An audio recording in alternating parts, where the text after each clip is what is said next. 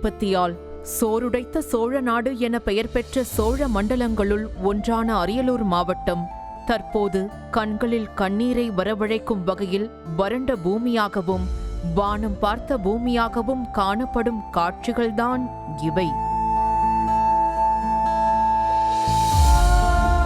அரியலூர் மாவட்டத்தில் உள்ள திருமானூர் மற்றும் தாப்பழூர் ஆகிய இரு ஒன்றியங்கள் டெல்டா பகுதிகளாகும்.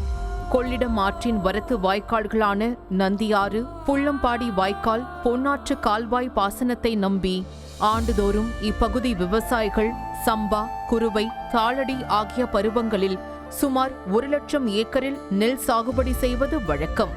இந்நிலையில் கடந்த சில வருடங்களாக பொன்னாற்று கால்வாய் நீரின்றி வறண்டு காணப்படுவதாக கூறப்படுகிறது.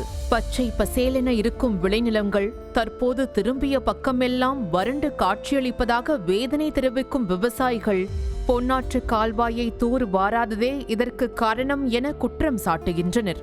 கர்நாடகாவில் பெய்த கனமழைக்கு காவிரி, கொள்ளிடம் ஆற்றில் வெள்ளம் கரைபுரண்டு ஓடிய போதும் பொன்னாற்று கால்வாய்க்கு சொட்டு தண்ணீர் கூட வரவில்லை என்ற விவசாயிகள் விதை நெல் விதைக்க கூட நீரின்றி தவியாய் தவிப்பதாக கவலை தெரிவித்தனர்.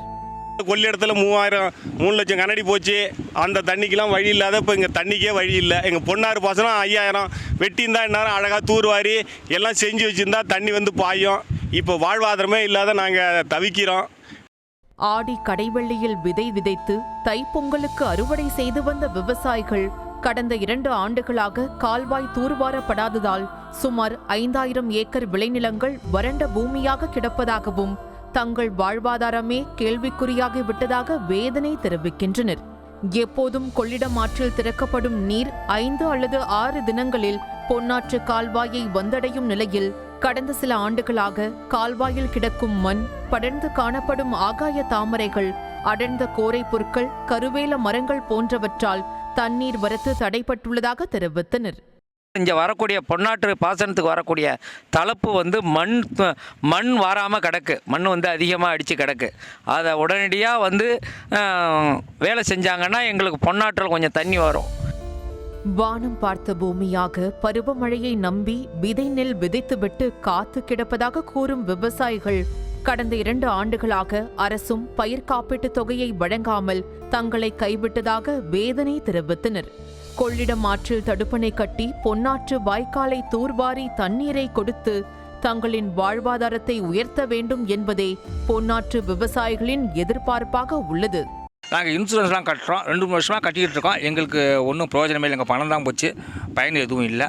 இப்போ சம்பா நடுவு சமயம் வந்துருச்சு. நாங்கள் இன்னும் விதையே இன்னும் விடலை. இந்த காலகட்டத்தில் எங்களுடைய வாழ்வாதாரம் ரொம்ப பின்னோக்கி போயிடும். உலகம் பூரா சொல்கிறாங்க விவசாயி தான் மேலேன்னு. நாங்கள் இன்னும் கீழே போயிட்டுருக்கோம். நாங்கள் சட்டையே இல்லாமல் அழிஞ்சிட்டு இருக்கோம். இதெல்லாம் அரசு தான் பார்த்து செய்யணும். நியூஸ் தமிழ் செய்திகளுக்காக அரியலூர் செய்தியாளர் தேவேந்திரன்.